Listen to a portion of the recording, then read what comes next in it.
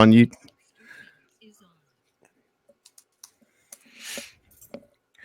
All right. Well, it says we're live on that. We're not live yet on YouTube, right? We are live on YouTube. Hey, there we are. All right. Well, welcome everybody. It is a little after 9:00. It's Tuesday. You know what that means? It's time for you to get off my lawn. This is the Get Off My Lawn podcast, and my name is John. I will be your host tonight. We've got a few people in our panel and a few more that will be coming on here in a little bit, hopefully.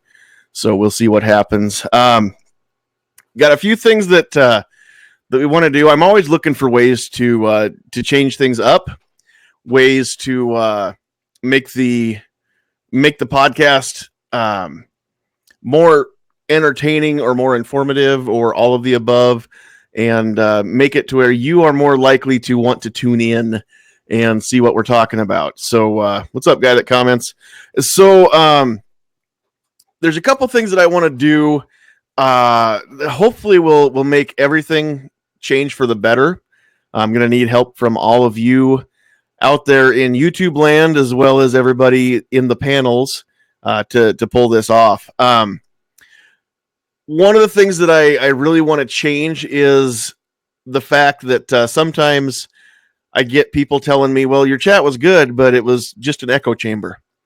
And unfortunately, it's really hard to get people to come in the panel that aren't really like-minded. A lot of the time, if I don't know somebody personally, they're not willing to trust me that, you know, they won't get ganged up on or whatever. So it's really hard to find people to kind of balance out the points that I make anyway. But here's the thing. One of the biggest complaints that I think most of us have or have had at some point within our own community is the fact that we're always bickering, and we can't ever seem to just agree to we can't just agree. We'll have to agree to disagree on a lot of things. Talking about, I mean, even things like the 9mm versus 45 or the Glock versus 1911, those age-old arguments, those are fun to have, and we'll always have them. It's just like, Ford versus Chevy or John Deere versus International. I mean, those are great debates, and they're never going to stop. So that part's cool. But at the same time, we can never seem to just project a completely united front. Now, every now and then we have moments of greatness, like the rally yesterday in Richmond. I think that was a moment of greatness. There wasn't like a clear-cut leader necessarily, but 20,000 plus people got together, and over 16,000 of them from the count that I last read were outside the gates, were armed or potentially armed.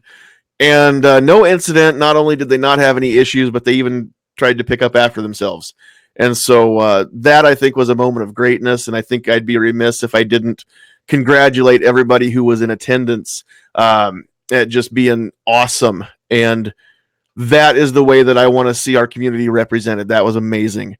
Doesn't always happen that way. But the thing is that I know for a fact there are times that I say things and not everybody agrees with it.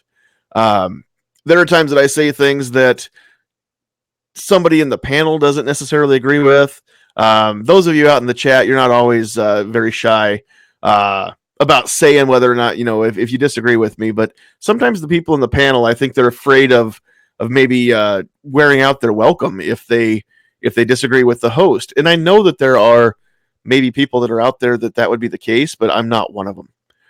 What I want is an actual discussion. Whatever we're talking about, I try to find topics that'll spark discussion, and I want to find that. And I know that not every week we can have that epic chat, but if you disagree with me, whether it's a little bit or fundamentally, if you're on the panel, then not only is it okay to say so, but I expect the people that are in the panel to speak up and let's have a discussion. Now, we're not going to, devolve into name calling. We can do this like gentlemen or gentle ladies. We don't have to go at each other, and I don't expect to ruin any friendships.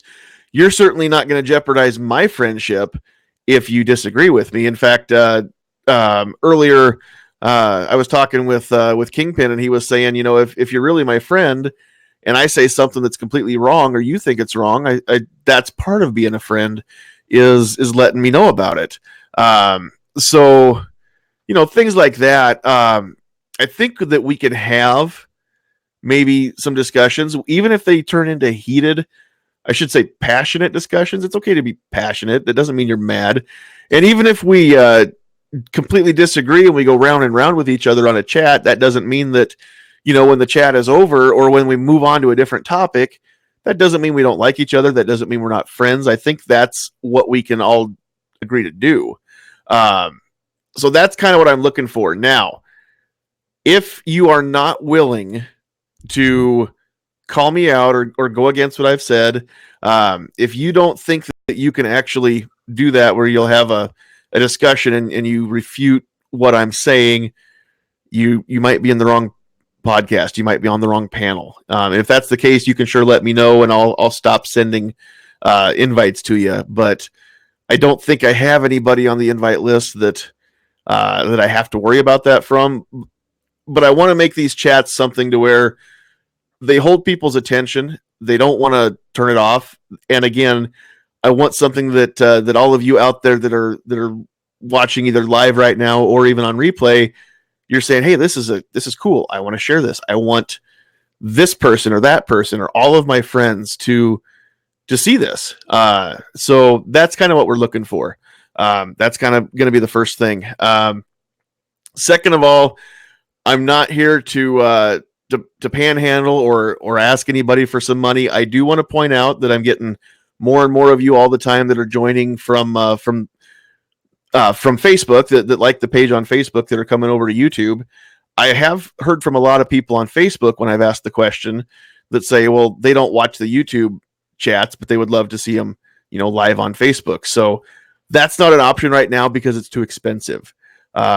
If anybody is serious about wanting to be able to see that happen where we can simulcast here and Facebook together, I could make it happen, but I'm definitely going to need some more people to go find us on Patreon.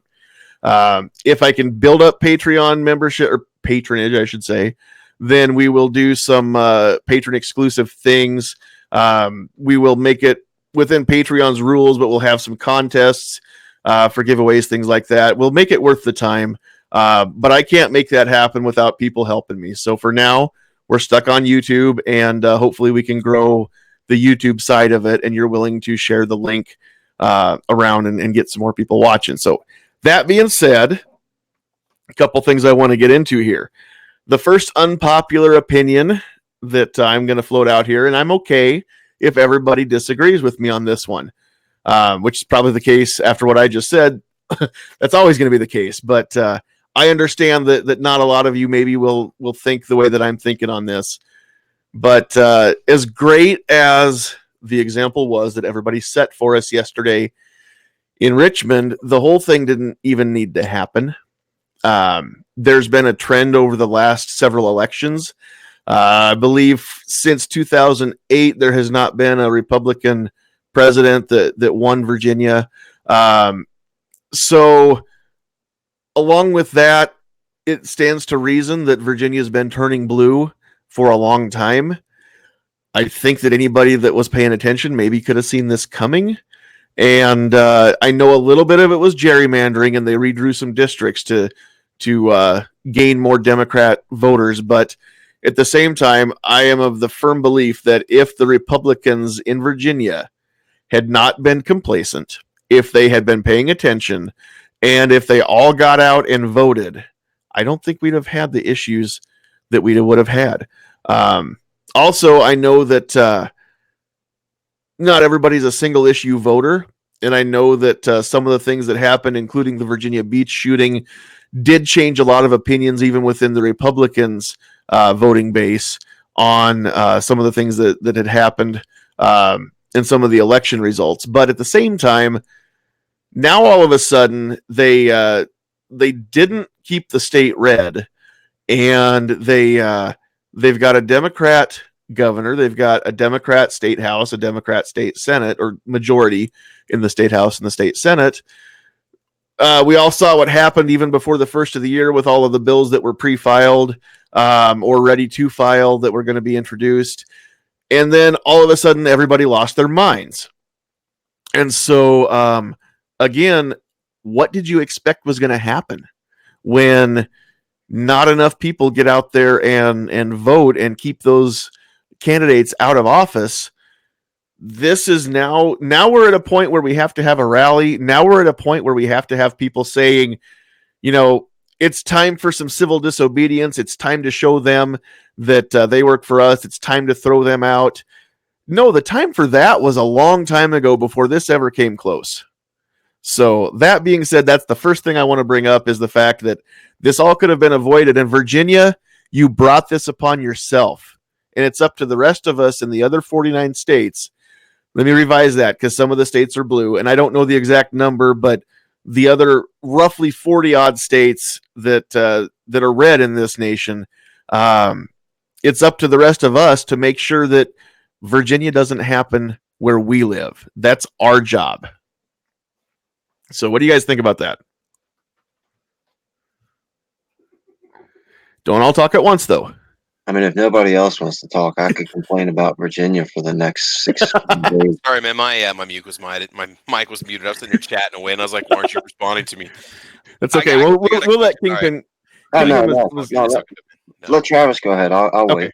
Yeah. All right. I guess what I want to know is what percentage of the population, what numbers come from the cities that remain blue? I mean, are they able to control the vote because those are primarily liberal areas and they've got the bulk of the voters and the rest of the state could not have made a difference? I think about Lincoln and Omaha, the liberal sides of Nebraska, right? And then there's the rest of us, right? They've got the numbers, and that is really hard to beat when just a couple little ones are making the decisions for everybody else. That Chicago effect, that New York City effect, that LA effect, or whatever. I guess that's a question I ask is even if we had all these other places go red, what could they have even made a difference without having those capital cities having a conservative population? And that's a great question. I was trying to find out because I heard this, but it's unconfirmed, and I couldn't find any research. Or in my research hastily, I didn't find the info I was looking for. But somebody said that Virginia had a record low turnout for Republican voters, and I can't find anything that backs that up. If that's the case, then they definitely brought that upon themselves. That's absolutely the case. It was like 37.5% or something like that. I can't remember, but it was all over the local radio. It was an abysmal showing. I heard that there weren't anybody to run against any of the Democrat candidates in a few places. Is that true or not? Yeah, that's true. There was a bunch of people that ran uncontested as well. Wow. So it doesn't matter if you turn out to vote or not if you've only got one candidate to vote for. But again, that just to me sounds like pure complacency. That sounds like somebody thinking, oh my gosh, it'll never happen here. We don't have to worry about it. This is Virginia, for crying out loud. We're not going to be taken over by Democrats. But you don't have to be taken over by Democrats. You just have to have the majority in each house and a Democrat in the governor's mansion, and look what can happen. All of a sudden, everything that you hold dear is in jeopardy. The other thing is, wow, what an opportunity a pro-2A candidate, conservative candidate could have had. I mean, really, when you think about it, if you could have, we always talk about how there's more of us that have the guns than those that don't. There's more numbers out there of us that want these rights than the ones that don't. Well, if you could appeal to those numbers, you could have been that candidate. I mean, man, you would think of the opportunity that you would have had to win. Corey Stewart. In any position, Corey Stewart's about as pro-gun as you can get, and he lost 2 elections in Virginia. Okay, see that, and that's what I didn't know. I didn't know if we said there wasn't anybody worth voting for, was it nobody even ran, or was it, you know. And again, I think a lot of it, I think, is just that residual effect of Trump getting elected. People thinking, "Oh, my gun rights are fine. My gun rights are fine. We got a conservative, we got a Republican in the presidency." When that's not the case. If you look at his voting record and what's happened so far, we're still losing. I think you're You know? not wrong. Wait a What- minute. what- What voting record does Trump have that says he's not pro-gun? Well, hold on. That's what I was going to get at. Is Travis isn't wrong with what he said. The general consensus out there across the nation is that Trump is a pro-gun president, or at least they think he's a pro-2A president. He may be pro-gun. I can't honestly say that I believe he's pro-2A, and there's a difference in my mind. But that's just it. Is the consensus is there, and everybody thinks that with a Republican in the White House, we don't have to worry. Those of us that are paying attention know better. Here's an easy gauge. But they're not paying attention. Again, complacency, not paying attention, not keeping up on things, not being vigilant. Look what can happen. I guess I like to use gun sales maybe as a little bit of a gauge also in the public, because we were all going nuts buying anything and everything before the election. And now it's just kind of sales kind of tanked, went below. You've got companies that had gone out of business because they couldn't move their inventory because they were anticipating all these gun sales. And I thought that 2019 set all kinds of records for NICS checks. That doesn't mean gun sales. That means NICS checks. Oh, okay? Not every NICS check has a gun sale attached to it. You can't always go off of that. That's true. Okay. Now, there is correlation, and it probably does mean that. But we're also talking about, November. The last couple of Novembers have each been higher and record-setting. That's true. But with Black Friday specials, I mean, it brings a lot of people out to buy that's guns. kind of to be expected when people are waiting for Black Friday specials, because they're not buying a lot of guns, but then people drop the bottom out so they can sell them. It's been a buyer's market, it seems like, lately. I guess that's the economy is more better too. Yeah. Oh yeah. People have more money to spend too. Yeah, and that too. So there hasn't been the panic buy. There hasn't been the run on ARs and things like that I don't think anyway that we saw back in 2015, early 2016. But definitely, I don't know. It seems like the too little, too late. It seems like now what's happening is, we're scrambling to close the barn door, but the cows already got out. So now we've got to work twice as hard to round them up, get them back in, and shut the barn door when all we had to do was just not let it open up in the first place. But, it's like what David was saying. If the numbers were, what David, you said 37% was the Republican turnout for voting in the state. Something in that general area. That might have been the total turnout together, but I know that's the number I saw. But the actual the talking point is true, as that the last special election the turnout was extremely low, lowest across the country. Yeah, if it's not 50 or 60%, then people aren't doing their part to just simply get off their butts and be active and start voting for their rights. Start being the one issue voter that we need to be. If it's that kind of a turnout, then again, I don't want to sit there and say, well, they brought it themselves, like you said. But the numbers need to go out there and vote. I see that locally. We have a lot of things that don't get passed because we don't get enough voters for something, or we get stuff that gets shot down by a very small majority of people that don't want it, where if it had passed, it would have been for the greater good, but those people didn't go out and vote.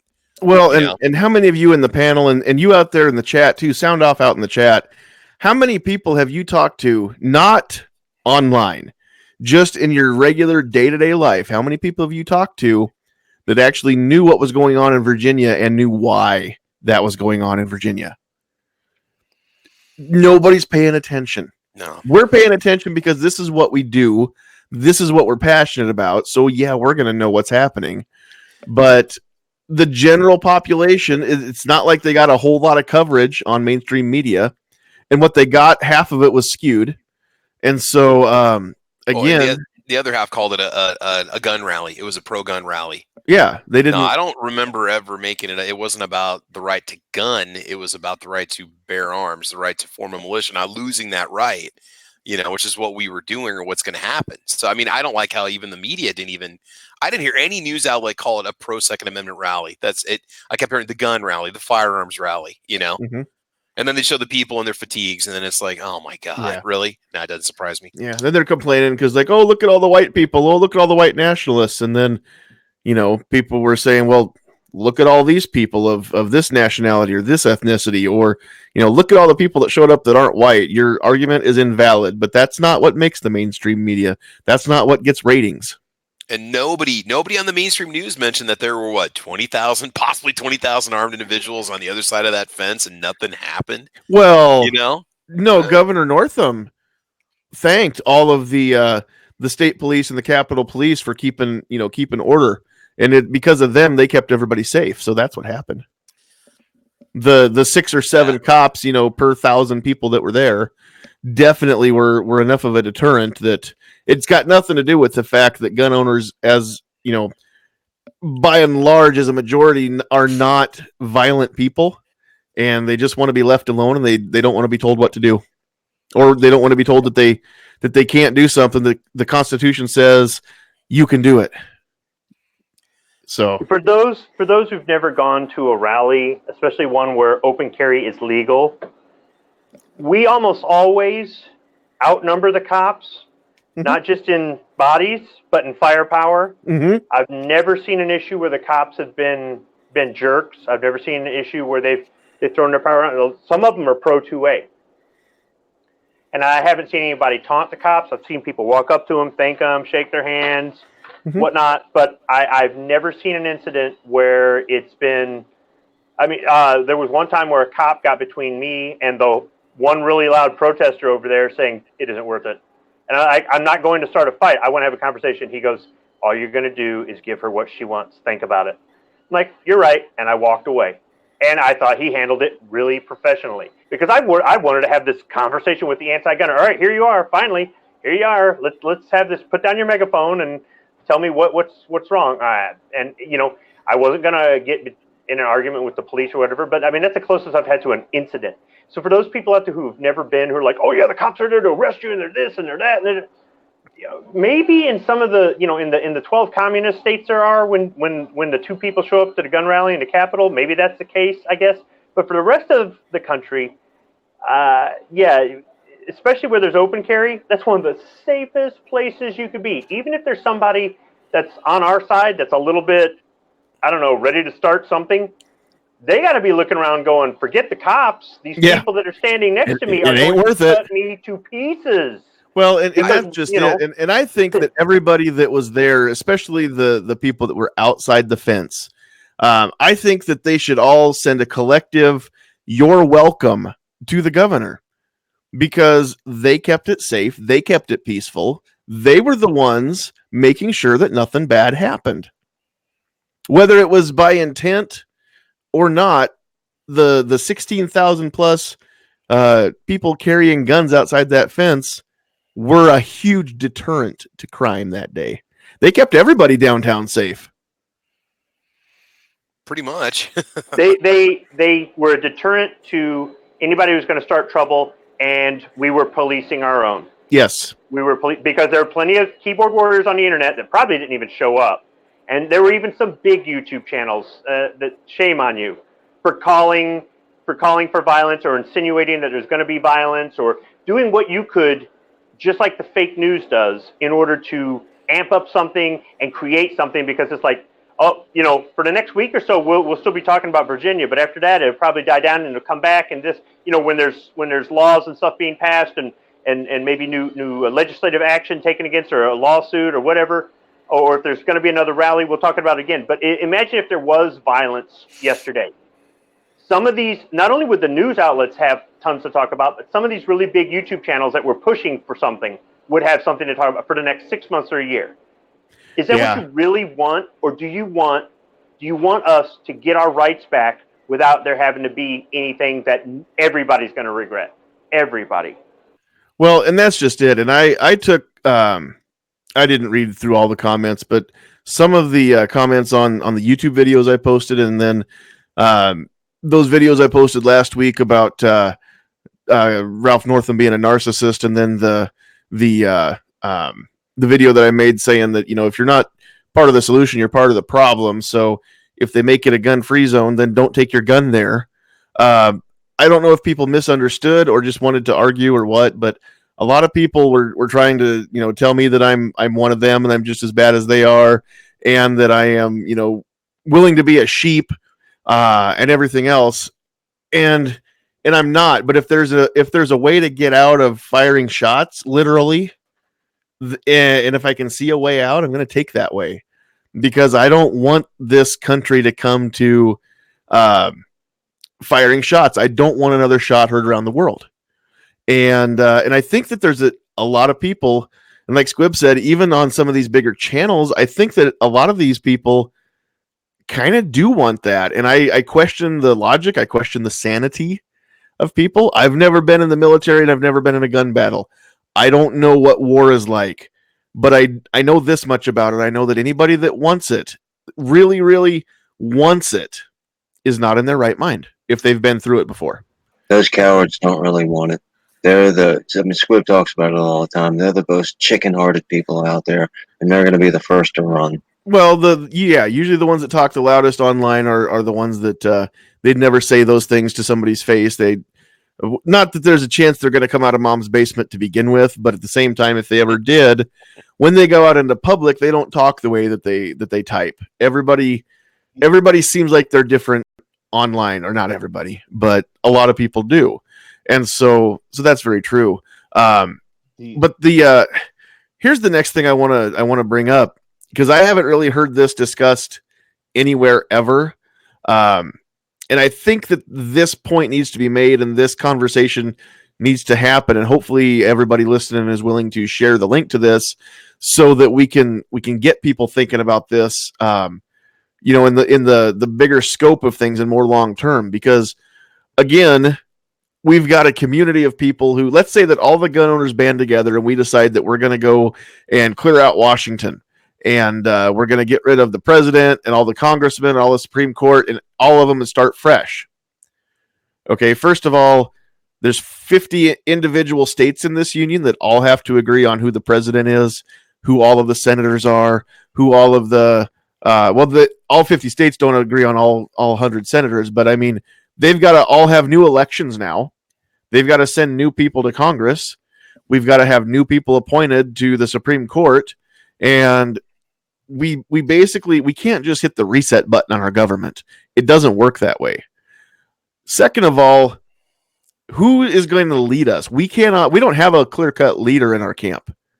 We'd have an awful lot of people trying to tell people what to do or what should happen, and not near enough people actually making it happen. We don't have the organization. We don't have even logistics to band together. We don't have a way to fight a war if one would start. So here's what would happen is, it wouldn't be a civil war, because we're not looking at splitting apart the Union. It wouldn't really even be a revolutionary war, because we're not fighting for our own independence. It would be a military coup. It would be an insurrection is what it would be. But the whole country has to want that. The people all have to agree that the leadership is tyrannical and oppressive before you can get the people behind you. If you can't get the people behind you, your coup doesn't go anywhere. Even if you oust the person in the White House, so what? You know, that doesn't mean that the next guy gets to tell everybody what to do if they're not willing to rally and be led by that person. And we don't have a leader. I don't know anybody in our community that is our clear-cut, the one person, the one guy or the one gal that everybody looks to for guidance, for support, for leadership in our camp. Now, that's not necessarily a bad thing at this point, because we've got a lot of different people who are kind of big in our community, but that doesn't mean that, you know, if it came to shots fired, first of all, we know that out of 100 million gun owners, we'd have 3% willing to actually fight, right? Roughly 3%. That's just how that works. Out of those 3%, who's going to lead them? Who's going to decide who does what job? We don't have any of that in place. It is not the time. It is not the place for that level of civil disobedience. Not yet. Hopefully it never gets there, but not yet. Instead of just looking for a leader, you gotta ask yourself, are you a follower? That And then too. you gotta desensitize yourself to the term follower. It's been criminalized to where if you're a follower, you're stupid and you have no heart and you just do what anybody tells you. If there's lots and lots of followers, there is no such thing as a leader unless there's somebody like if you step out, Sandy, and you come up with a great idea. If I don't follow you, you're alone.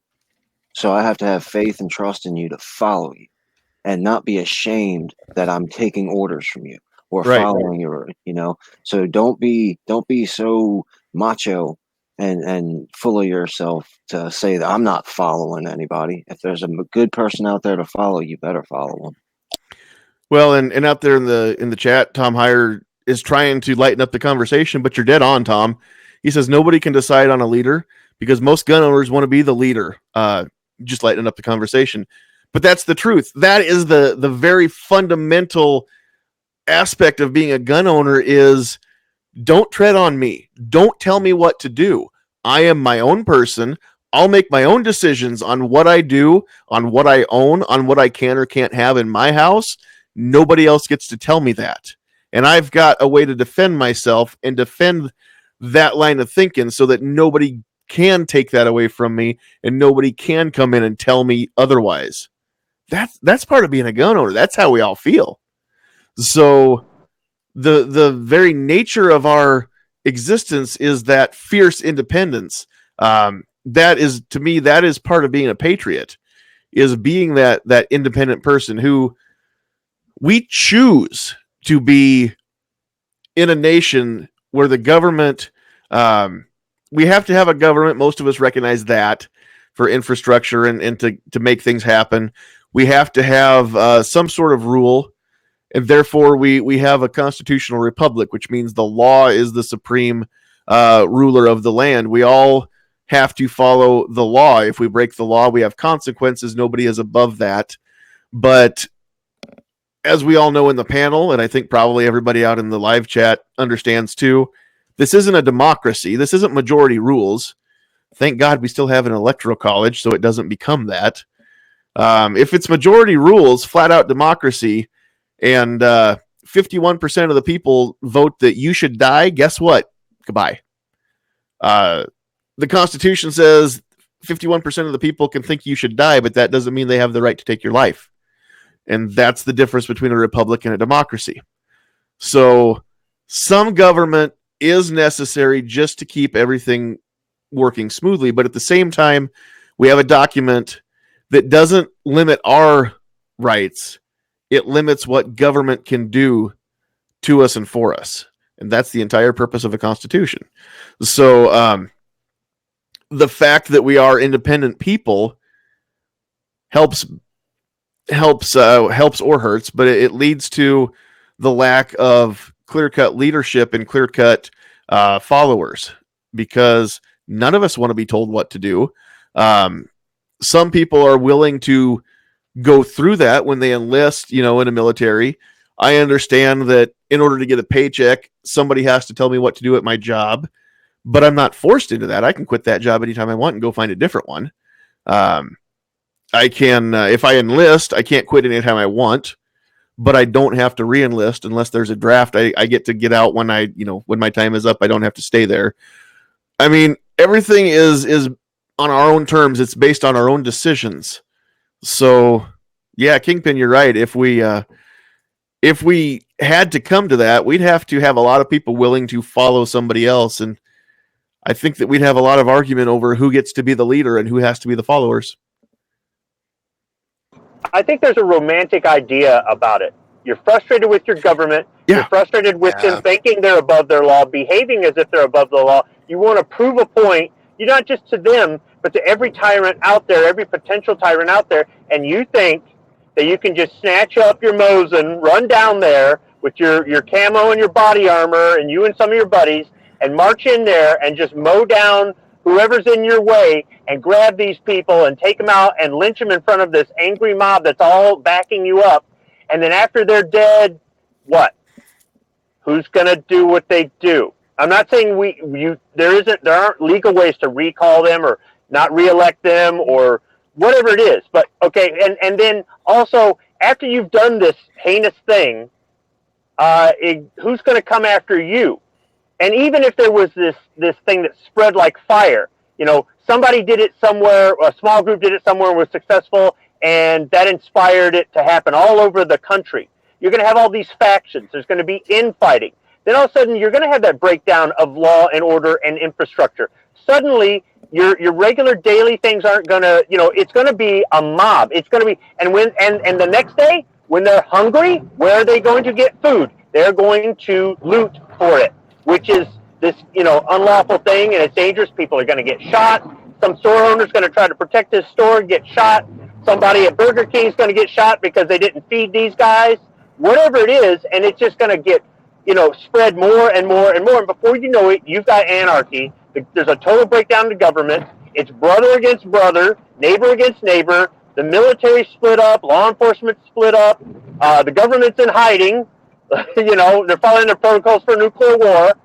And we've devolved into a third world country. Now, who's going to take care of your old grandma in the nursing home? Because everybody who's able-bodied in the nursing home is going to leave. They're going to strip it of anything they can get and leave to go home to protect their family. Now you're going to have your elderly, relatives that nobody's caring for them. Who's going to be there to maintain the prisons? Now all the felons are going to get out. And you think they're not going to party? I mean, and the list just goes on and on and on about all the things that start to fall apart like dominoes. Somebody's saying, so we should never do this. No, I'm not saying that, but understand this. The consequences of doing this, it's going to be a long time before this country is ever even a second world country with any sort of order.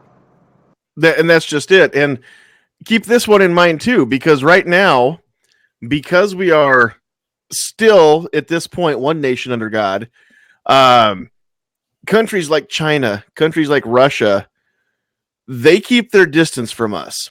North Korea is not stupid enough at this point to go attack us with nuclear weapons because they know that before those missiles would land, we would have South Korea be an island instead of a peninsula. So the fact that all these countries that would love to see us topple have to just wait and can't touch us right now. What happens if we get into a place where we become that second or third world country?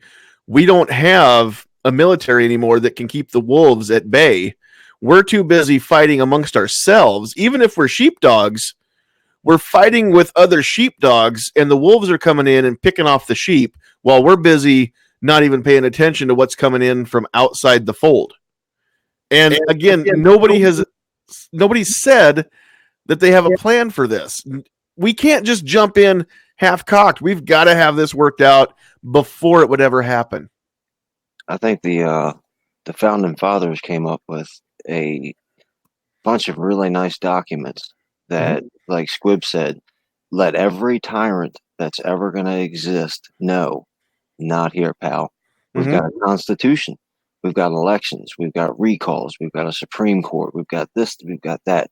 We've got all these other routes to go down to let the tyrants and the bad people know you're not going to get that done here. And then at the very end of the page, it says, we got guns too. And if we have to physically remove you, we will.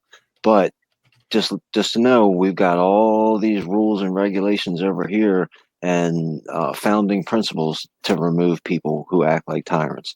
We don't need to kill people. We're not North Korea. If somebody says, "Oh, this law passed," or they're thinking about this law, and your first answer is grab the gun, then you belong in North Korea. Period. You're not living the American principles. And please, I understand that it is American principle when the tyrant steps on your throat, you can defend yourself with a gun. Well, yeah, that's true, but that also can't forget America was based on the founding principles that have checks and balances. They put checks and balances in there so you didn't have to kill politicians when they got out of line. Ideally, yes. Now, that only works if the people all, number one, understand that that's the case, and number two, are willing to enforce it. So we do still run the potential of the people are willing to let things happen. And again, that falls back on our shoulders with education. We need to have these conversations, not just here amongst ourselves, but we need to step out of our comfort zone. Maybe not at work if it's going to jeopardize your employment status, but when you're at the coffee shop, when you're just downtown, when you're shopping at the grocery store, when you just happen to get into a conversation, or even if you overhear something, when you're out in public, and you can just say, "Hey, didn't mean to eavesdrop, but I heard what you were talking about. I wanted to throw this out there." You might have people that yell at you, disagree with you, whatever. They might agree, but again, make them think. And we need to raise awareness of how this country is supposed to work. There's got to be a way to word that to where people are curious, and you can pique their curiosity, and they'll go check it out for themselves. Oh my gosh, that's true. This is the way it's supposed to work. And I think it's incumbent upon us to have that conversation with people in a very calm manner. I mean, Yes. I walked by somebody yesterday and they're like, "Oh, look at all those crazy protesters." I'm like, "No, those are Americans. Yeah, those are patriots. Those are Americans exercising their right. That's what they are. They're Americans. They're not bad guys. They're not boogeymen. They're not scary guys. They're Americans, just like you and me." Yeah. That's where we've got to have conversations with people. That's how we're gonna be effective, is winning the hearts and minds. That's what this has to be. We don't want it to go the other way. We've got to be reasonable people. We have to be looked at as law-abiding citizens doing the right thing. When people that know you that aren't pro Second Amendment know you're the gun guy, but you don't act like the stereotypical gun guy in the sense that you're not constantly tactical, you're not constantly shoving guns in their face, which it's very hard not to have that turn everything into that conversation. We've talked about that before. And you don't act psycho. You don't start making threats. You don't turn everything into a fight. You don't go, "Oh yeah, if he had a gun, that'd be different. Let me tell you, we go in there, we just," where some of the things that you hear some people say. I've heard some crazy crap at gun shows. People running them out, and they're bragging, they're talking big. They're almost like keyboard warriors in real life. They say all these things, but they first off don't know how to do it, and secondly don't have the guts to do it. And all they do is embarrass our community. So when your friends, your family, your coworkers know you as the gun guy, but they go, "He's not crazy," or "She's not crazy," and they know that you're the gun guy not because you just hunt, or you just target shoot, or something like that. That you're all around, and you don't turn it into an issue. You represent the community well, and that's one way you can get rid of that stereotype. You can get rid of that distrust, that misunderstanding, that am I the guy that you see on the news that they talk about? No, you're not. You're actually, yeah, we're all like that, or most of us are like that in real life, because people don't like what they don't understand. And a lot of people don't understand what the Second Amendment is about, why it exists, they can't even say it. They can't even, they have no idea. It's so short and easy to say, right? But I also don't expect everybody to know everything about guns and gun history and gun law.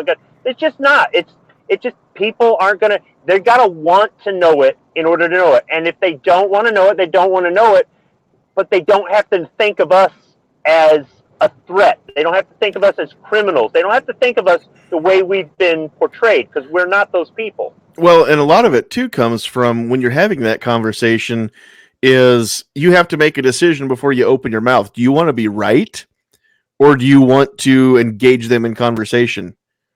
Because if you're just trying to be right, then you're going to shut them off, and you're going to be just like every other gun person that they're used to, and you're not going to be any different then, and you're not going to make a difference. So exactly, yeah, you've got to let them. Sometimes they're going to say nasty things. Sometimes they're going to make nasty comments. But it's, what is the goal? Is the goal to win in the conversation, or is the goal to have a positive impact on this person that could later on, they can say, "Hey, they were right. They're not crazy. They're not wild." if it's somebody you know, then you probably already know where they're coming from. If it's somebody you don't know, then keep in mind, you don't know where they're coming from. You don't know what experiences that they've had that have led them to the conclusions that they've come to. Just like they don't know you, you don't know them either. So we can't assume the same way that we can't have them assume. Before I lose it, I want to bring out a comment that Patriot in the Dark had made out in the chat. More important than the coffee shop or the gun shop is to talk to your kids first. And then he said later, talking to people you meet every day is not as important as teaching your kids. It's an excellent point. It didn't come to my mind because I'm not a dad. So those of you with kids probably have already been thinking this in the back of your mind. But yes, it does fall on every parent's shoulders to raise their children in such a way that they understand not only do we have guns, there's a reason why we have guns, and there's a reason why it's so important that nobody takes away the right to have these. It's not just because we like to go target shooting or hunting or whatever it is. It's not just because, dad or mom carries a concealed handgun in the places that they can. Whatever the reason is, this is what's important. And again, we can talk again about Virginia a little bit.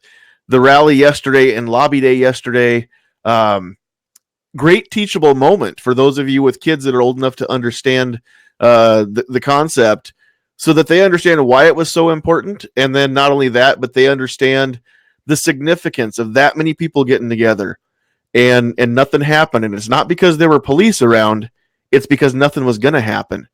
And those people weren't going to let anything happen. Just like everything else, it's generational. If we can, and I hadn't thought about this, Patriot, so thank you for your viewpoint. But if we can get the next generation educated, it goes a long ways to keeping our rights secured down the line. It's the main reason why I'm in the fight. It's for my kids and my grandkids that haven't been born yet. That doesn't mean that I don't have a vested interest myself, but I could make some really funny remarks about firearms ownership with regard to myself if I didn't have any lineage to bring it to leave it to, or if I didn't care that just future generations of Americans will be affected by my lack of action. Now, my kids haven't been interested in going with me to a rally yet, and I'm not going to twist their arm and push them. They'll make that decision when they're ready. But if and when they're ready, they're going to have somebody with experience going to one of these, guiding them, showing them, introducing them to this stuff.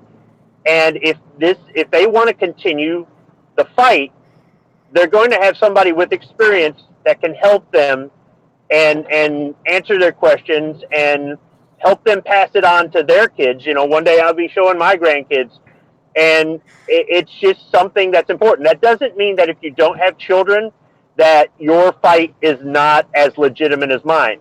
But I guess I tend to get a little bit more passionate sometimes because it's one of those I'm protecting my kids kind of thing, and it may sound as if I'm delegitimizing your reason. Because I know there's some people out there, some of the reasons they've got for fighting for this, well, I could have that whole, well, I'm glad they're in the fight kind of thing, but I'm going, really, dude? That's your reason for fighting for the Second Amendment?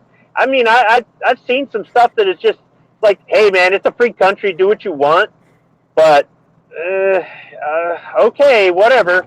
But that's just it, though. Our community is diverse, and it's one of the things I argue against. This whole we need to unify bull crap. I'm trying not to swear. Because the thing is, when I hear people say, the only person I've ever heard say unify and explain it well was that recent Coleon Noir video. I thought that was really well done as far as unification for the Second Amendment movement. And it really just proves that we already are unified. See, what I hear somebody say is, we need to unify. And the way we unify is we do everything my way. Yeah. Sometimes they'll say, I'll be the leader, and sometimes they don't. But they go, you're wrong, you're wrong, you're wrong, you're wrong. I'm right, I'm right, I'm right. And the only way we can unify is if we unify the way I'm saying we unify. No, you're different, you're different, you're different, you're different. You do it for a different reason, I do it for a different reason. You do it in a different way, I do it in a different. You live in a different state, I do. But we all believe in the Second Amendment. And that's good enough for me. And I know that's not good enough for other people. And if it isn't, hey, whatever. But I don't need it to be good enough for other people, because as far as I'm concerned, the fact that we're all here for the Second Amendment, despite our different backgrounds or our diversity, it's already there for me. And I think our diversity makes us stronger, because if we're all lockstep, the other side's always going to know what to expect. The other side's going to go after the low-hanging fruit with whatever we're lockstep in. Whatever it is that we're all agreeing on, that's what they're going to attack first. And then if we all switch to the same thing, the fact that we're diverse means that we all have a different way that we fight for this. We all have a different, all that just keeps them on their toes. And I suppose that may not be a popular opinion, but I really don't care. Well, and diversity is important. It's not just diversity in what we all like to do with our firearms, because that is important. And all of the legal purposes for which we use our firearms are important. Some of them aren't as important to me as others, but those others might be more important to you than what I like to do with mine. They're all important, and they're all equally important. But as far as diversity goes, and we saw this again yesterday, where the mainstream media tried to paint this as, a bunch of white people and white nationalists and white supremacists. And we had how many pictures came up of, things that completely disproved that. But we've got Black Guns Matter. We've got, the pink pistols. We've got, Operation Blazing Sword. All of these different things. And those are just the three that come to mind right now. We've got the Well-Armed Woman, the DC Project, all these things. It's not just white males that are into guns. And the more people who walk away from the Democratic Party, Brandon Strzok, actually, that started the hashtag walk away movement. He came from a place just about an hour from where I came from. I remember seeing him in high school. He doesn't know who I am. But if you look up hashtag walk away, you're going to see Brandon Strzok. This dude is, he's hanging out with the president, and he's a kind of a big thing now. But he walked away from being a Democrat when he realized that they didn't have his best interest in heart. Also, he found out that Republicans are not a bunch of evil bigots like he was made to believe. And so he has opened a lot of eyes and worked really hard to bring a lot of other people, not just in the LGBTQ community, but everybody away from and I don't want to make this just about party, but bring them back to the center or back to the right. They no longer think that people like you and me are, like I said, evil bigots. That's not who we are. They know that now.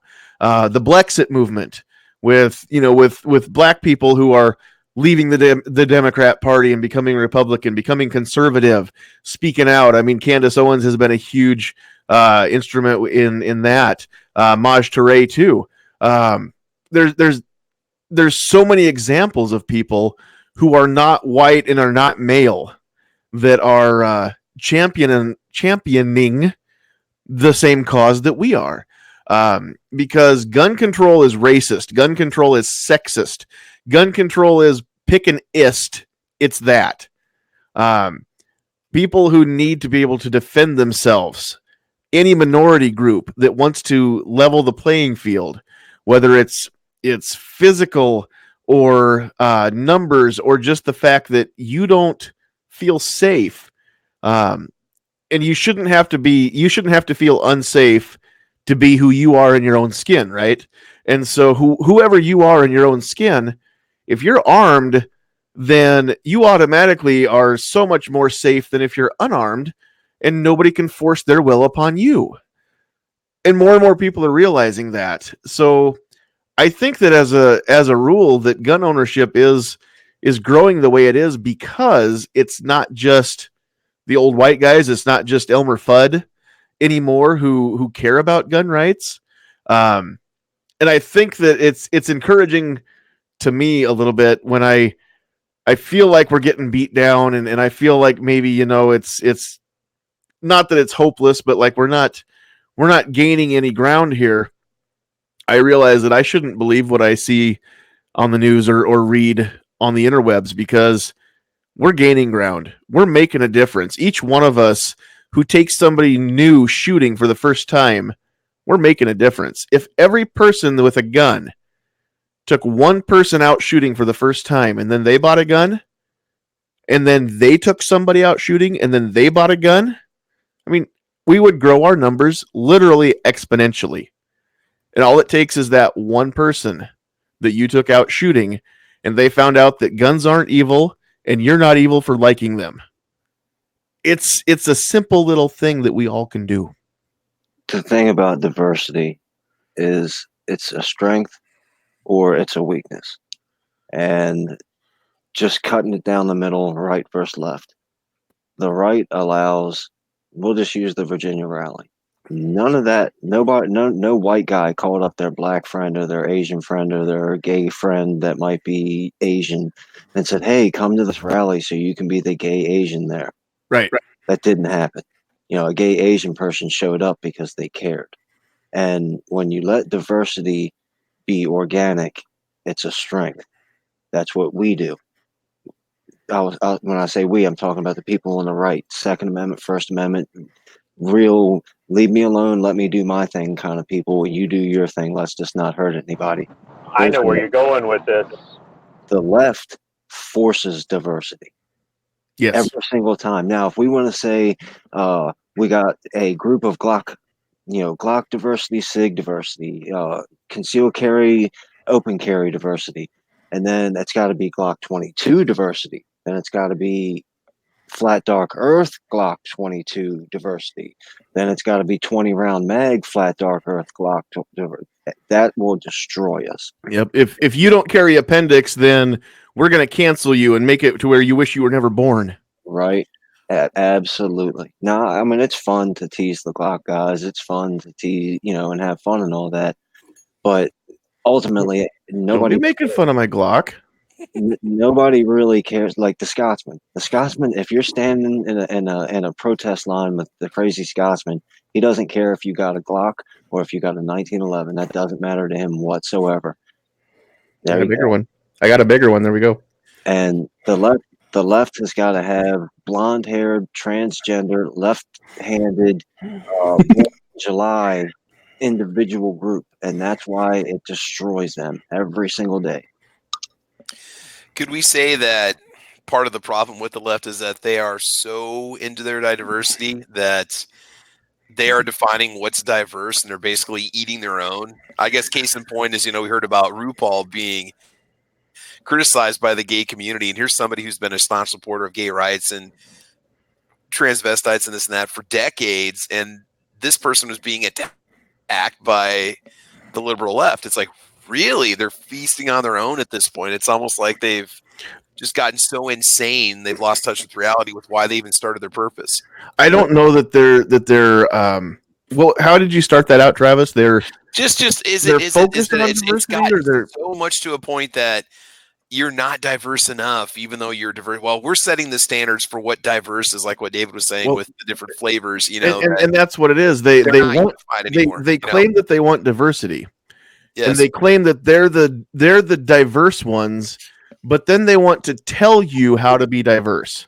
Yeah, or if you're not diverse, they want to dictate, they want to dictate the diversity on their side, and we're the side that, well, I don't speak for anybody but myself at this point, but the way that I feel is you be you. I'm going to like you or I'm not going to like you. That's neither here nor there. But if we're working together to accomplish a common objective, I'm willing to work beside you. I will respect you whether I like you or not in order to get the job done. And I don't care if you're white or black or purple or green. I don't care if you like to sleep with men or women or football helmets. I don't care. You're a person. Therefore, I will respect you until you lose that respect just for being a person. Now, we may become friends. We may not become friends. My level of respect when I don't know you ends at you being a person. But other than that, I mean, that's all I need to know. You're a person. You're a person who likes guns. Well, that respect just came up. You're a person who doesn't like guns. but you have a reason for it, and you know why you feel the way that you feel about it. The respect's going to come up some, maybe not as much, but the fact is that I don't really care that much about who people are, what they look like. If we're working together to accomplish the same thing, then hop on board because there's room on this bus for you. That's my own personal opinion. I hear some people say that we can't say certain things about the left or liberals or Democrats because we're going to offend somebody who could potentially be an ally, who's pro Second Amendment, but because we say bad things, then we're pushing them away, and that doesn't help. Here's my thing. I've still not met a pro Second Amendment left liberal Democrat person. I mean, there are two YouTubers that say they're conservative that I'm pretty sure they're not. So maybe those are the only two that I know. But I honestly, where is this? Was in Richmond, was there a big banner with like 100 people standing there saying Democrats for Second Amendment rights, and they were like their own group, but they were marching in there going, hey, we stand with you. We voted for these guys, but we believe in it. I just don't. And and as far as insulting somebody, you know, I'm not gonna. I've said this before. All Democrats will vote to take away your liberty when it comes to the right to keep and bear arms. Some Republicans will vote to take away your liberty when it comes to the right to keep and bear arms. At some point, hopefully, we do have a strong, viable third and fourth party option somewhere in the future. Right now, at a national level, it's throwing your vote away, my opinion. But I just want to know, what is with the people saying, don't say this stuff because you're going to disenfranchise some people that could potentially what? Vote for somebody who is guaranteed. Tell me, when was the last time there was a Democratic politician anywhere that was pro Second Amendment? Because I just haven't seen it. Well, I think Say Kennedy. Tell me where you can vote for a Democrat anywhere on Democrat policy platform. Please, somebody out there, name one thing on the Democrat platform that you vote for. Just one. Orange Man bad. Okay, name two then. Name two. No, that's. I mean, on a national level, that seems to be the only thing that anybody is pointing at is I'm the guy that can beat Trump. I'm the lady that can beat Trump. I mean, good on you. I don't know if you can or not. We'll find out. But no, I don't think you're wrong, Kingpin.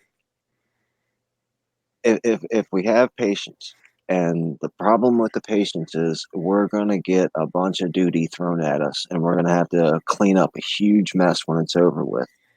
The left will destroy itself, period. We do not have to destroy the left. It will destroy itself, but we're caught in the middle right now while they're fighting each other. The problem is the left is going to take the country down. That's what I'm saying. With them. We'll have to clean it up when they're done. But over time, look, all we have to do is be willing hosts when a Brandon Straka shows up. I love that dude. The walkaway movement is so cool. A lot of really inspirational videos if you go watch them. He doesn't claim it now, I don't think, but that dude is from small town Nebraska. They nobody went and got him. No, right. Candace Owens. I could tell you stuff about Candace Owens that would make you think that she's Hillary Clinton herself. And then she changed her life. She has no problem admitting how left she used to be, how liberal she used to be. Yep. And nobody went and sought after her. She was pushed away. What's the old saying? I didn't leave them, they left me.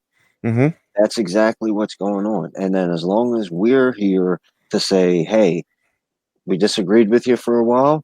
You say you want to make peace. Come on in. You know, if you can be peaceful, you can stay. If you can't, you know, you're going to have to leave. But since you say you want to talk, let's talk. The left will send them to us. All we have to do is welcome them properly. Well, and I think too that there's a fine line sometimes between attacking people and calling people out, because those are not the same thing. If I just say that, you know, whether I single somebody out or I take a whole group of people and I say, hey, the leftists are all just, stupid idiots, and they all just want to take away your freedom, and they're all communists. Well, that is kind of an offensive thing, and it's an offensive generalization for me to make, because how many people on the left are going to say, hey, look, a-hole, you don't know me, and you can't make that assumption about me. Just like we don't want them making assumptions about us as gun owners.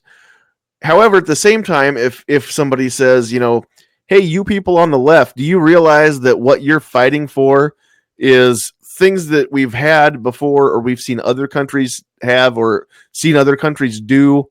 It's never worked before. I don't believe that you guys are smarter than them. I don't believe you're smart enough to make this work any better than it has any time in history. And we're headed for a disaster if you get what you want. They may be offended, but that's a whole different ballgame, in my opinion. And also, I think sometimes people say things, and what I say isn't what you hear. And at the end of the day, I will be responsible for everything that I say. I take no responsibility for what you hear after I say it. So if I maybe didn't make my point clear and I need to clarify, that's one thing. But, if I say something and then you want to completely misconstrue it, say that it was completely something else, and then be offended, and it affects you in a negative way, well, I'm sorry that you're a dummy, but that's not what I said, and only an idiot would think that. So at the end of the day, we all have to be a little bit, take responsibility for our own feelings, right? I think that that's gone a little too far sometimes lately. People getting offended. You're offended. Okay. Great. I'm okay. What do you want me to do with that info? I said what I said because I meant it. Now, if and this happens to me a lot, if I have something that sounds great in my head, and then after it comes out of my mouth, my ears tell my brain that was bad, that was dumb, which happens to me a lot. That's different. I mean, then I can go back and say, you know what? Now that I think about it, that wasn't the right thing to say. But if I actually think something out, I make a video, I rehearse it. Most of my videos, I shoot them in one take, but what you're actually seeing is take 25, because I've flubbed it 24 times and started over. So when I post a video, if you don't like what I'm saying, that's fine, but that's on you. That's not on me. I'm saying things, and I try to explain why I'm saying them in a video. I try and explain myself here in a live chat, why I'm saying the things that I'm saying. So you're welcome to be offended. I think that sometimes people need to be a little more offended, but it needs to cause a change in your life. If you get offended, is it because I attacked you, or is it just because I said how it is and the shoe fit? So there's that too. How about, we have to agree to disagree. Sometimes we do. And Well, sometimes we have to agree to disagree within our own camp too. I mean, that's just part of being grown-ups. How about we have to agree that you're just wrong? Sometimes these arguments, there is a right and a wrong. And just because the person, whether it may be you, maybe me, that's on the right, I might be on the wrong. I just, either way, the shoe will fit. But at some point, there are conversations that are had that either you're right or you're wrong. Agree to disagree to me means you're right and I'm right. Well, how can both of us be right? Because what you're saying applies to you and your life and where you live and who you are and everything about you. But if I tried to apply that to me in the same way, it wouldn't work. It would be bad. It would have negative effects. So my point of view is right for me. But if you try to apply it to your life, it wouldn't work. It wouldn't. As long as neither one of us are breaking the law or harming someone else, putting the burden on someone else, we can agree to disagree and both be right. That's what agree to disagree means to me. I don't like it when someone tries to apply their life to my life and then tell me I'm wrong. And I know that when I complain about some stuff, I'm applying my standards as a benchmark to say, if I can do it, you can do it. And maybe that is some of the same stuff. Maybe it is some hypocrisy. I'm not sure. I guess I get fed up with people when I hear excuses, and I'm going, that is just weak. That is just absolutely weak. You can do this. You are capable of this. You know, and I use myself as a benchmark, but I'm not trying to say, well, you better live your life my way or you're wrong. I guess there's some gray area in there, but I don't know. That's just what agree to disagree means to me. Well, and I guess in my mind, agree to disagree means that I'm convinced that I'm right. You're convinced that you're right. I'm not going to change your mind, and you're not going to change mine. So we can both agree that we don't agree with each other. I can agree that you and I came into this conversation not agreeing. We're going to walk out of this conversation still not agreeing. And I can agree to let it be at that. That's, I guess, to me, that's what it means. It means that you and I are not going to ever think the same way on this, and I'm okay with that because I'm a grown-up. See, that's pretty much the answer that I was looking for, is the fact that I'm not, here's one of Squib's favorite, I'm not compromising with you. I'm still saying that you're wrong, and I've got facts and evidence to back it up. We're just not going to have this conversation anymore.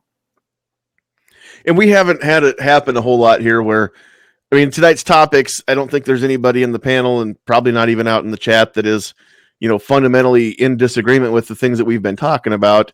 It's going to happen, and I want it to happen. And if anybody, wants to throw out chat topics and come in with me and, we'll have a discussion, whether I agree with you or disagree with you. If there's something that it's important to you and you want to have a discussion on it, we can schedule it for a Tuesday night. I'm fine with that idea.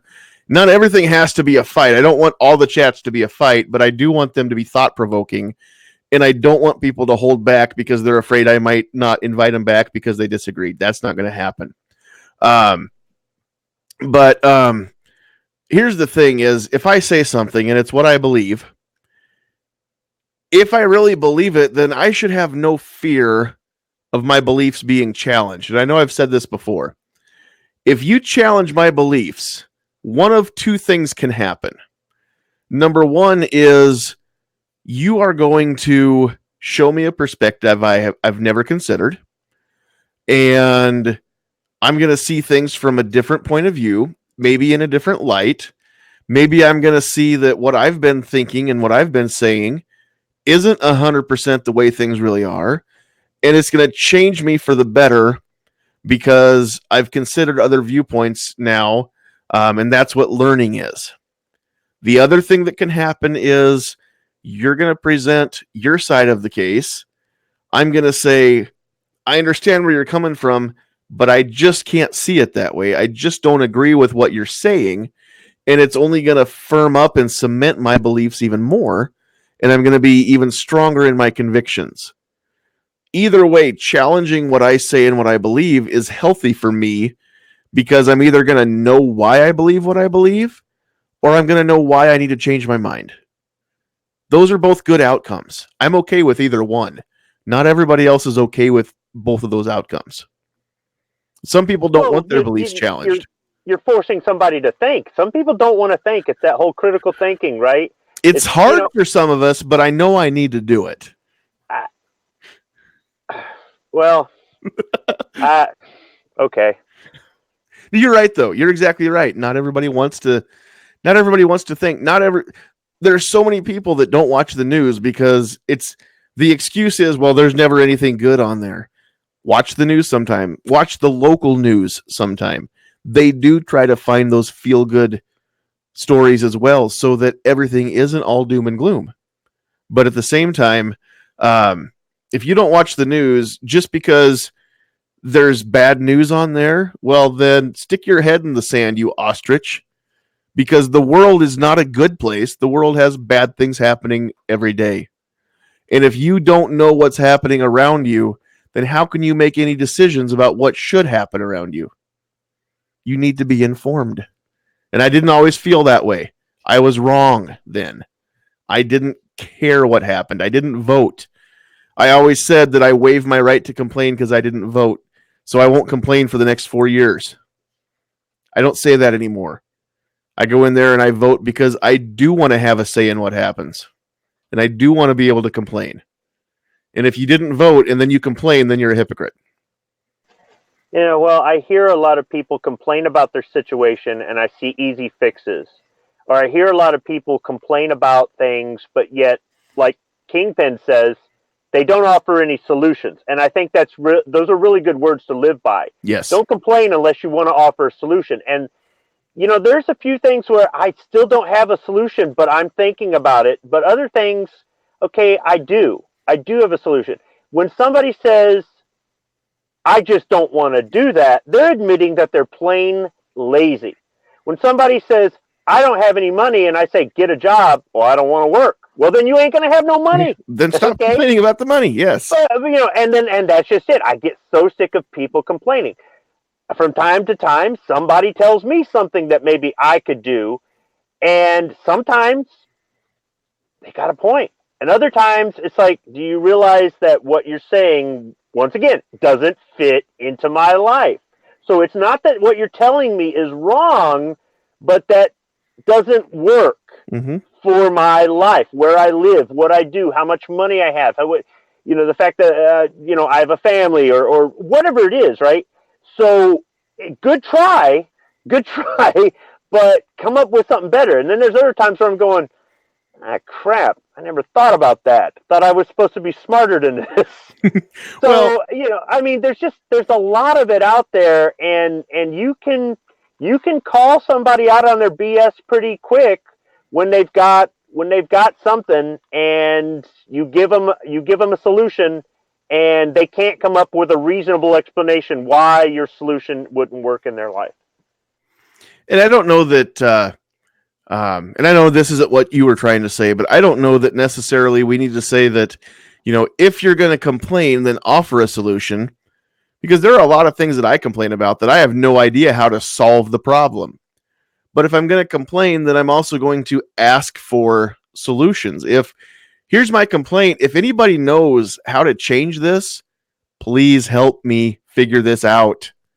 So it's not only that you need to have a solution, but if you're complaining and not offering a solution and not asking other people, how can we fix this? And you just want to complain, then great. The First Amendment says you're welcome to do that. But again, you're not accomplishing anything. You're just talking to hear yourself talk. Well, there's a difference between saying, "Hey, Sandy, this thing is broken. I don't know what's wrong with it. It's broken. It's not working. I can't get it started. It won't go in gear. Blah blah blah. Whatever kind of scenario you want to look at. It ain't got no gas in it." There you go. As opposed to saying, when you're down there fixing it, and I'm like, "No, you should do this." Right. Why are you doing that? That's stupid. That's a dumb idea. Why are you trying that? That's obviously not going to be it. So there's a difference between saying, "Hey, something's broken," and then complaining about somebody trying to fix what's broken. Yes. If you're going to complain about what me cleaning the air cleaner out of the snowblower or the lawnmower to see if that'll make it start, then tell me what I should be doing. But if you come up to me and just say, "Hey, this lawnmower is broken," that's fine. Hey, let's figure out what's wrong with it. Yep, exactly right. But that's so many people want to complain that they're in a situation, but like Squib said, they don't actually want to get out of the situation. They just want to complain that they're in it. And have you acknowledge the fact that, yep, woe is you. So sucks to be you, doesn't it? But they don't actually want to make any changes in their lifestyle. Therefore, they're always going to be in that situation. I know how to lose weight. You don't have to tell me how to lose weight.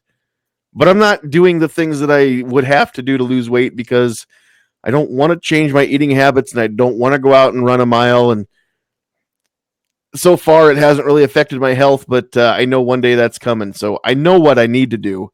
I just don't do it. That's on me. As your friend, I'll say, well, then would you just shut up about it, okay? Right? Exactly. Exactly right, which is why I don't make huge complaints. Now let's go get a hamburger. That's right.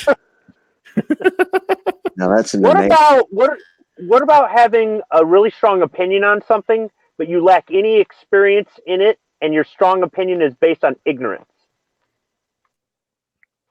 You kind of described a lot of the things that I say, I think. Why? Oh, well, then don't Do- watch do- my speaking. Don't watch my speaking squibbish I'm publishing tomorrow. Do you have a case in point, or what do you mean by that? I had a online feud with somebody that I've known. You know, I haven't met him in person, but I have been on a live chat with him, not like text, but I mean like a show like this, right? And he's a good guy and stuff, but he was bashing rallies, right? Mm-hmm. And based on the things he said, I contacted him and said, I'm guessing you've never been to a rally. Nope, never been to a rally.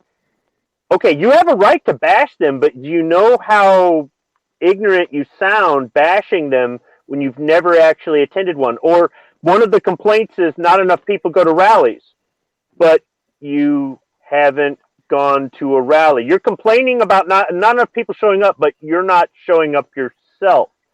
So you have a right to complain, and your opinion may be valid, but it's going to be hard for me to quantify your opinion or agree with your opinion or support your opinion if you don't have any experience in it. I don't want to say that you have to have experience in everything in order to have an opinion on it. You don't.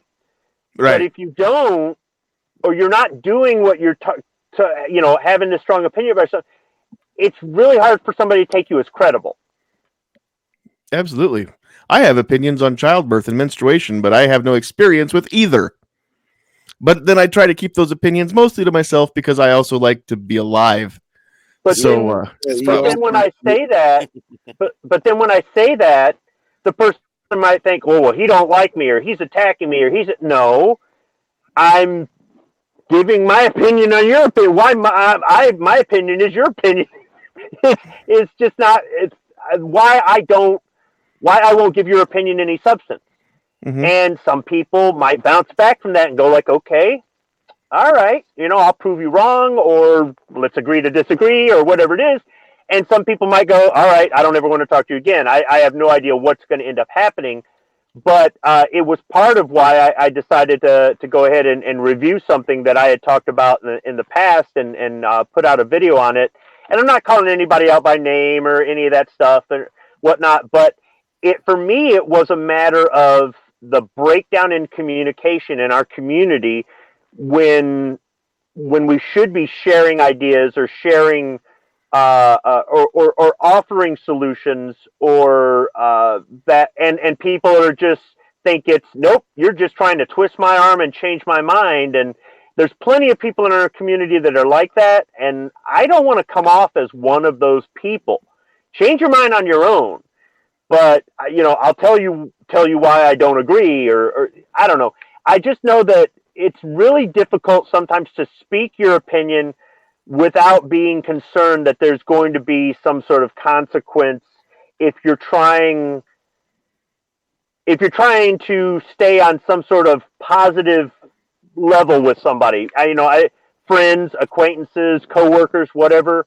And is that where the echo chamber comes from?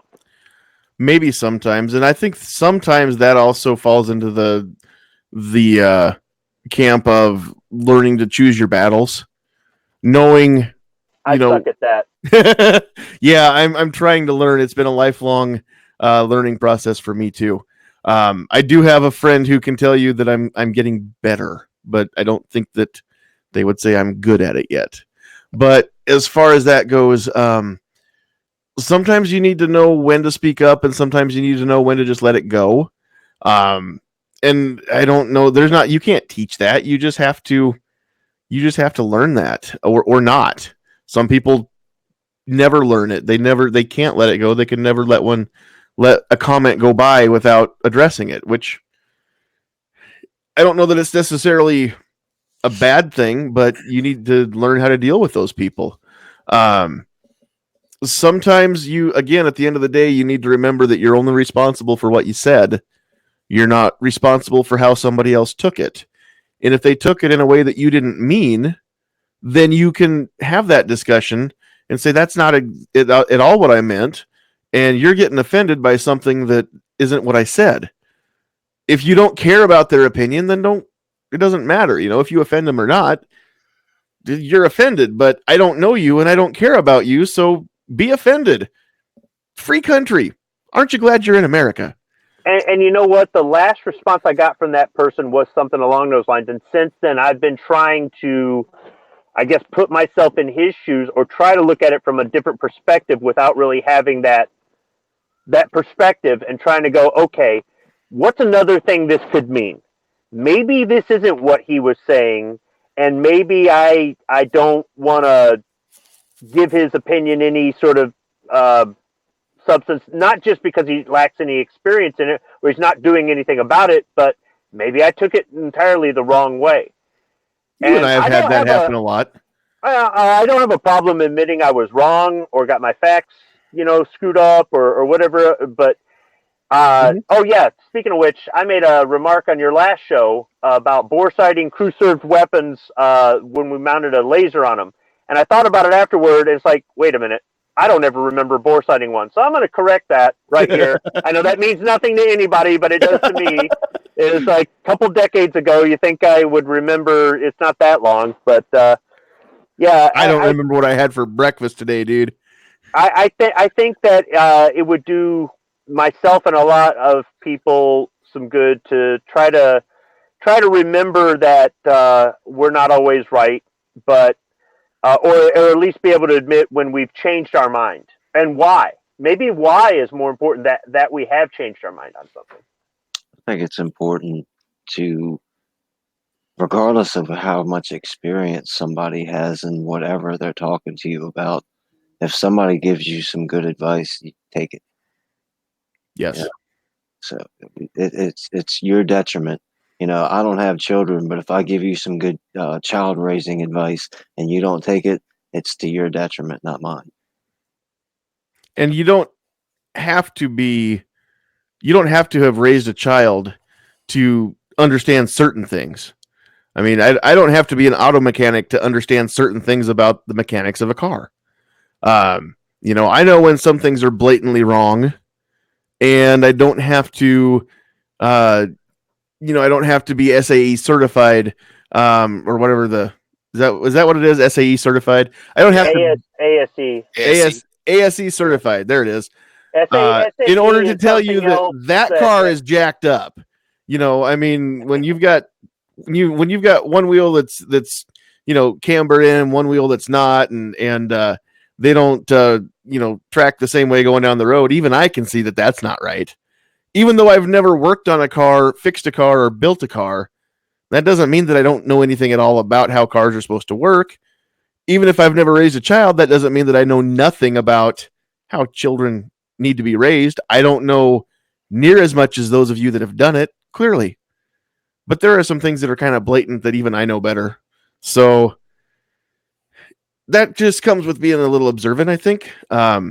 You don't have to be an expert in a field to have an opinion, obviously. That's kind of what I think you were getting at, Squib.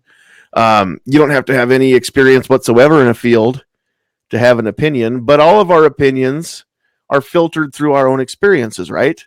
The way that I feel about a specific gun is different than the way that Travis feels about a specific gun. In fact, to be specific, you like your SD9VE, and I despise the SD9VE, Travis. That doesn't mean that you're wrong and or that I'm wrong. It just means that I've got a different way that I look at things than you. So yeah, the best part about being gun owners is there are so many guns out there that are not an SD9VE that I can buy all the guns I want and never have to own that one, and life is good. So, well, I mean, I did replace my guide rod in it with a steel one, and that did fix reliability. But I mean, otherwise, it's got a mushy trigger, and it's that's what I don't like is the trigger. The texture is nothing really right home about the stippling. I don't, but I do. That's agree easy that fix, we can agree to disagree on that one. Fine, I won't buy one for Christmas then. I'll give it to Kingpin. I was just going to say, so you're saying I can cancel my order for an SD9VE since I'm not mandatory required to buy one? Tell you what, if you buy an SD9VE, Kingpin, I'm going to cancel you. You're no longer going to be a gun owner. We're going to ostracize you and make you live on the moon. How about that? Jeez. I thought that's if you buy a Sky. Let me go ahead and put that back order back in. Yeah, you might want to do that. Yeah. That escalated very Oh, quickly. wait a minute. I forgot. I'm not a leftist. You know what? Do what you want to do, dude. All right, gee, back to the computer. I think I just broke my computer. See, now, John, had you told me earlier your true feelings about the SC9VE, maybe we could have had a dialogue about this, and we could have. I thought I did. No. Instead, he's been keeping secrets from you. Yep. My true That's fine. feeling. Just pick my highest rated video and just tear me down. My John. That's true fine. feeling I don't is that it's not for me. care. Hey, look, it's like Nebraska. It's not for everyone, right? It's not for everyone, and Lord willing, they won't all come here. There's a few people that I'm okay with, but I think there should be a fence around Nebraska and an extremely strict vetting process Keep those to let people in Colorados here. out, like Honda. Do you want a checkpoint with metal detectors and? Well, no, I Trump wanna- is going to put a wall between They've got Colorado some and used Nebraska. ones. I want a They got- checkpoint with a moat with sharks with freaking laser beams attached to their heads. That was pretty Yeah. funny. Oh. They got Oh, okay. Virginia's got someone on a discount right now. Yeah, some used ones. Jeez. Good And deal then on fencing there. We're gonna get a good deal for all of our border guards. We're gonna get them French battle rifles. Never fired, only dropped once. So Yeah, me and Psycho Camp are out there going, yeah, we'll take some French battle rifles. hey, I know where there's several different Moss rifles. So one day there's going to be a big auction. I keep saying it. It's not anytime soon, but one day there's going to be a big auction. Mosin's, SKS, not Arisakas, Carcanos, SMLEs, a few Moss rifles. I don't even know what all. But it's going to be an epic deal. Thinking that I'm going to try and get Danny and Cheryl Todd involved with, if they don't do the auction, at least helping out with figuring out what some of this stuff is. So I think it's time to kind of wrap up. Speaking of Danny and Cheryl Todd, I do want to remind everybody to please tune in next week. I haven't name dropped a lot, but I'm going to do it right now. Next week, we've got what could be a growing panel. So far, I've got confirmation from Cheryl and hopefully Dan Todd, Rob Pincus, Mike Sodini, Charlie Cook. Those of you that know about riding shotgun with Charlie, you know he's cool. If you've never seen riding shotgun with Charlie, then you're missing out, and you need to go check him out too. And Don't possibly forget about birthday grams too. What's that? Charlie Cook does birthday grams too. He does? Oh yeah, on his YouTube channel. He if I've you not seen request, those. he'll sing a birthday song. Well, he'll play it on his trumpet or whatever, and then fire one of his guns while he's playing the trumpet as a little happy birthday for you. That's pretty cool. Hopefully Nice. somebody tells him my birthday. And maybe Tony Simon, who is pound for pound the largest firearms instructor in the U.S. So I don't have Tony locked down yet to be here, but I do know that he's willing to come sometime. The other four have told me they will be here. They're busy right now with SHOT. So next week was the first time that they kind of get a breather. And they've all been cool enough to come in and help me discuss a subject that I don't hear brought up very often. But what would happen if we took the common sense legislation that's being proposed on guns and applied it to the other amendments in the Bill of Rights? You know, what if you could only buy one book a month?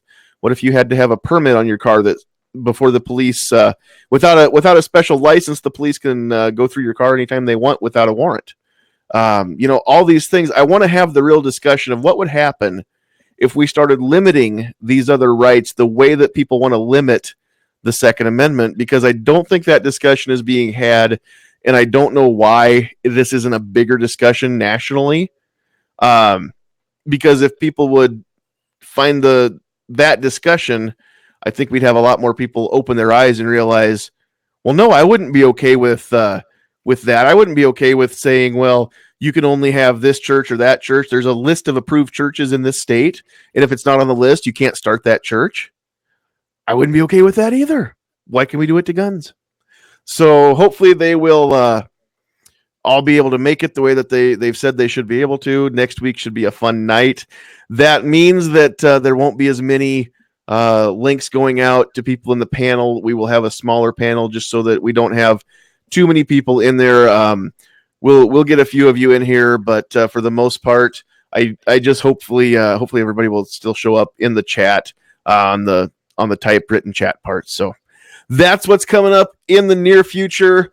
After that, when we get into February, I don't know everything that's going on. We need to have another grumpy old man chat where we all just go off on our own rant. Those are fun, and I want that to be able to happen too. So that's probably going to be coming up right after the 1st of February. So next couple of weeks going on.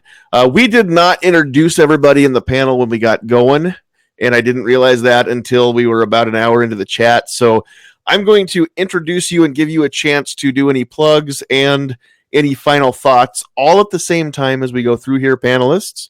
So the first person I had in the room with me tonight was, tell you what, I'm supposed to introduce him now. Here's the guy that he's here to slap me around and kick me when I'm down if I need to, or if he needs to, if he doesn't agree with what I'm saying. So he's a nice guy once you get to know him, which is code for he's a jerk, but you'll get used to him. That would be Squibload. Oh, yeah. Hi and That's you. bye. Yeah, that's me. So I've been sitting here in the Myers parking lot waiting for the show to end so I can go inside and buy some more Pop-Tarts. Fruit Loop You one? sent me that picture. I didn't know they sold them in a 16-pack. That's So I've the got only to go in the store. That giant box. That's the Yes. only box that we have here in our Walmart. It looks like it's a foot tall. Yeah. Yeah. So Travis is he's kind of sort of convinced me to do, I guess, a VR type video where I ask people to make a video about their favorite Pop-Tart in the apocalypse and maybe what their backup Pop-Tart would be if they had to scavenge for it or something, if they didn't have it in their go bag. So I'll try to whip up some really lame video and put it out there. I've never done something asking people for a video response. If you want to respond. If you don't. But I'll be putting out a speaking squibbish tomorrow, and based on what we said tonight, it might actually be absolutely totally pointless. But thanks for having me, and It'll be so much fun, though. yeah, right. It's not gonna stop us from making fun of you. So go ahead. Oh, well, hey, you know what? As long as we can all laugh, I don't mind everybody laughing at my expense. That's right. I'm the same way. Well, thank you very much for being here. Thank you for being willing to take me down a peg if I need it.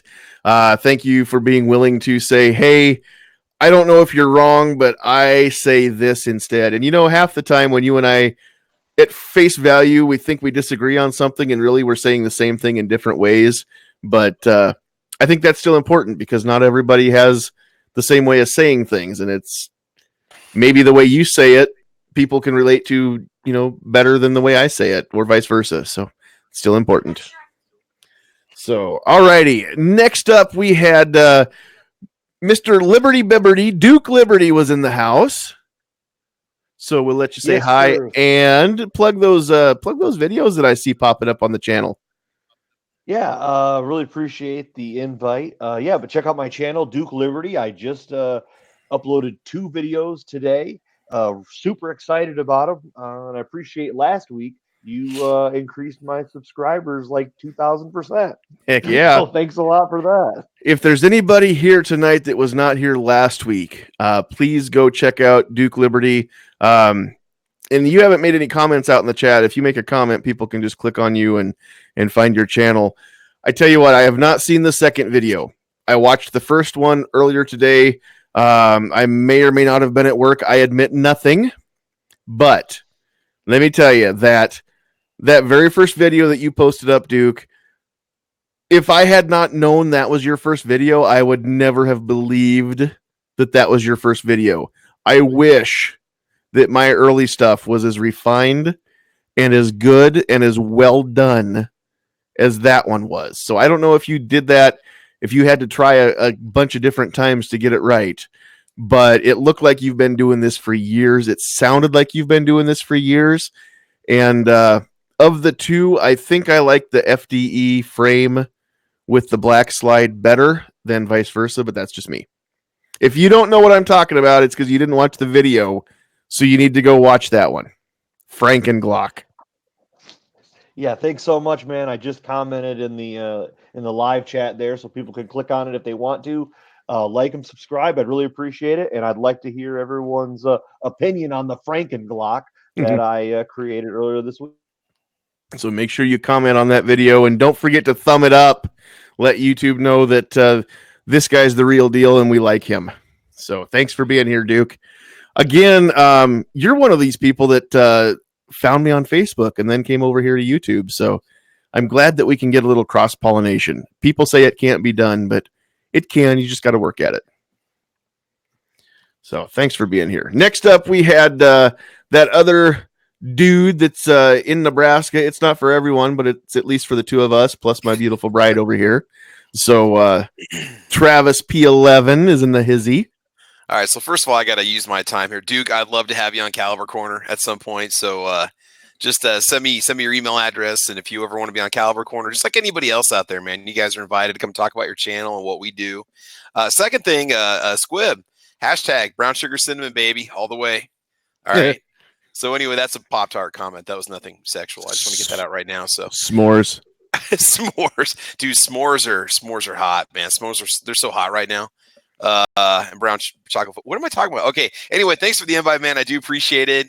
Let me smash the s'mores. I'm not saying anything with smash in it. Absolutely nothing. I was gonna say let me smash brown sugar cinnamon, but my wife would probably get jealous. So anyway, no. So anyway, I appreciate the invite. Check out my channel, Travis P11, and thanks for the invite. And like I said, man, I'll be happy watching next week. It sounds like you're gonna have an awesome episode lined up. So you guys watching, make sure you like and subscribe. Everybody on this panel, we got great channels with lots of content, and we want to bring you more. Thanks, man.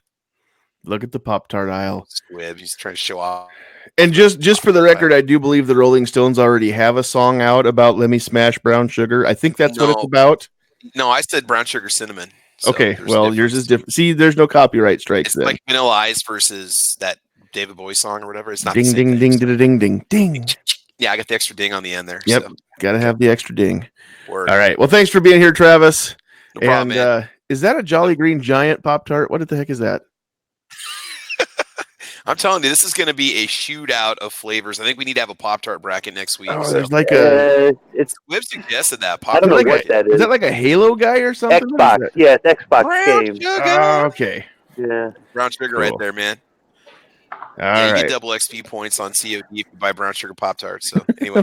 Apparently, that's the only way they can sell them. Okay, moving right along. Nope.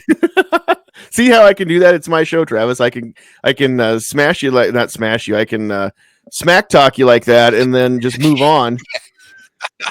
Look what you got me thinking. You got me saying smash now. I'm not even the Hulk. Let's just start using it all the time and just see what kind of reaction we let's get from. Let's make from it mean people. something else again besides what we were talking about last night on Caliber Corner. Smash is now it's gonna mean from here on. Smash means turn it up to 11. All right. Well, because people say like I could smash. I could smash a pile of pancakes right now. So I mean, I could smash Pop-Tarts. So that means I'm going to eat them. Just tear into them, right? Like Cookie Monster, just crumbs going everywhere. Yeah, there you go. That's what I meant when I said it. Yeah, exactly. That's what it is. It just means it just tearing. But from what you said last night, that's still not any better, Travis. You tear into it like Cookie Monster. Awful. And I did. I did take that podcast. I took it down and edited and re-uploaded it, just so you know. So that's awesome. That clip is gone. All right. Thanks, well, David. Last but certainly not least, and hanging out here, even though he probably needs to get off to bed. Kingpin, thanks for being here. And what's going on lately with you that you need to plug, or that you want to plug, or even if you don't need to? Check out Rick's Life coming up Wednesday, 7 p.m. Eastern.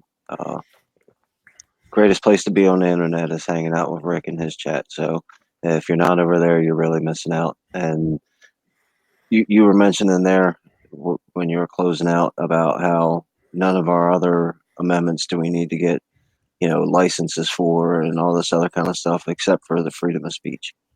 Our freedom of speech is absolutely 100% under attack from all angles. So don't forget, while you're defending your gun, defend your right to say the word gun. Mm-hmm. But without being able to own guns, we have no way to defend our freedom of speech either.